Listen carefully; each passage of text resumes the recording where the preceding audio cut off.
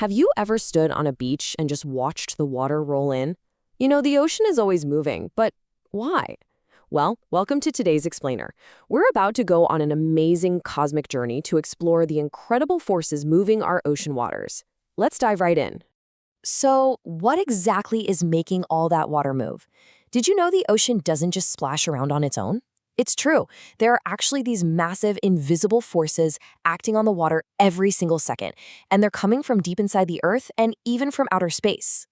We're talking about the wind, the moon, the sun, and violent processes happening deep inside the Earth. Let's zoom way down from space to see exactly how the wind blowing across the surface, the gravity of the moon and sun, and even underwater earthquakes make the water move in completely different ways. These movements are absolutely crucial for nature, for ships, and honestly, for all of us. All right, let's start right on the surface with something we've all seen: ocean waves. Simply put, these are surface movements of water, mostly caused by wind. When wind blows over the ocean, it literally transfers its energy right into the water. Small ripples appear first, and if that wind keeps pushing, they grow into those bigger waves we see crashing on the beach. Now, every single wave has a specific anatomy. It's kind of like a moving mountain. The very highest point, we call that the crest, and that low valley dipping down between the waves, that's the trough. The wave height is just the distance straight up from that bottom trough to the top crest. And finally, the wavelength is the distance across the water between two crests. Memorize those terms, they're super important for sure. So what makes a wave get bigger? Well, it really comes down to three main ingredients. First, wind speed. A stronger wind just pushes harder. Second, how long the wind blows. And third, the distance over the water the wind blows, which scientists call the fetch.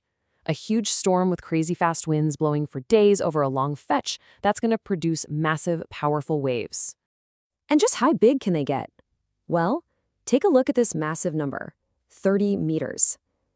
Normal ocean waves are usually just 1 to 3 meters high, but during intense storms, they can easily reach 20 to 30 meters.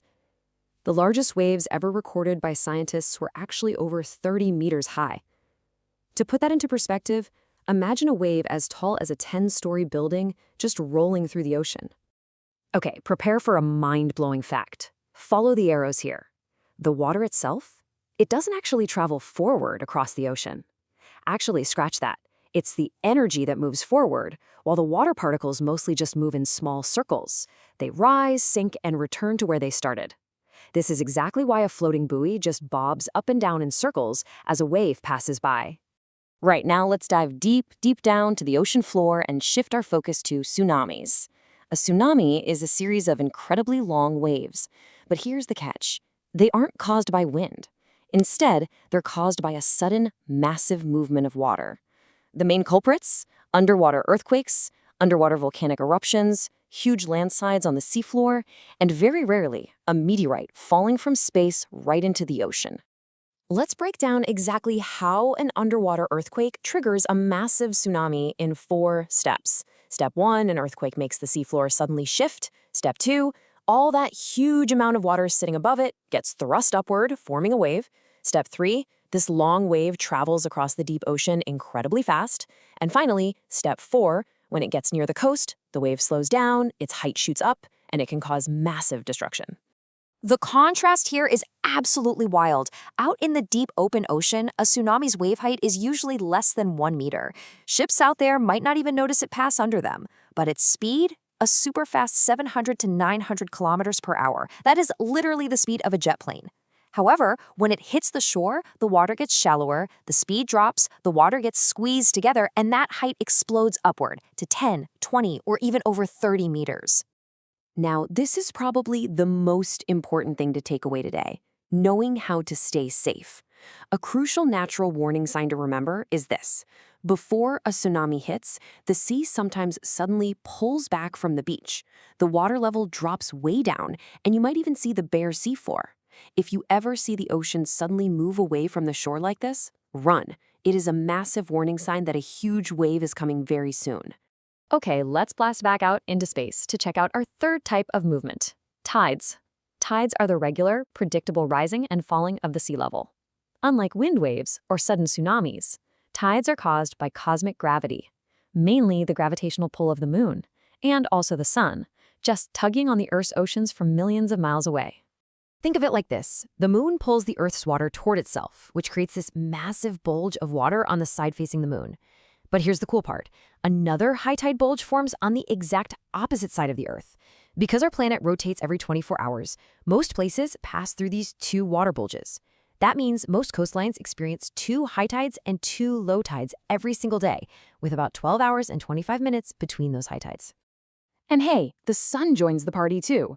When the sun, Earth, and moon line up perfectly in a straight line, their gravity teams up, giving us the absolute strongest tides, which we call spring tides. But if the sun and moon form a right angle to the Earth, they pull the water in different directions, which gives us much weaker, smaller tides known as neap tides. This cosmic tug-of-war can get totally wild. Just look at this number, 16 meters.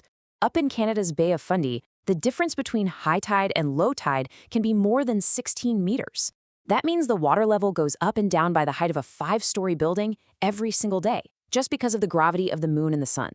So you might be wondering, why does all this matter to us? Well, tides are basically doing vital chores for our planet. They clean up our coastlines and beaches, mix the ocean water, and move essential nutrients around. This supports tons of sea animals. Plus, tides help big ships safely enter and leave harbors, and we can even harness their powerful movement to produce clean electricity in tidal power plants. Okay, to wrap up our epic cosmic zoom today, let's look at this quick comparison. Ocean waves? That's all wind, making surface water move up and down. Tsunamis? Triggered by violent events like earthquakes, creating long waves that can flood coasts. And tides? Driven by the gravity of the moon and sun, making the whole sea level rise and fall on a regular schedule. All of these movements are incredibly important to understand. These natural movements literally shape our entire planet and affect life everywhere. The ocean is never, ever still. So, I'll leave you with this final thought. With all that endless, raw power surging through our oceans every single second, how might we humans harness more of that energy to power our future? Keep exploring our amazing planet, keep asking big questions, and I'll see you in the next explainer.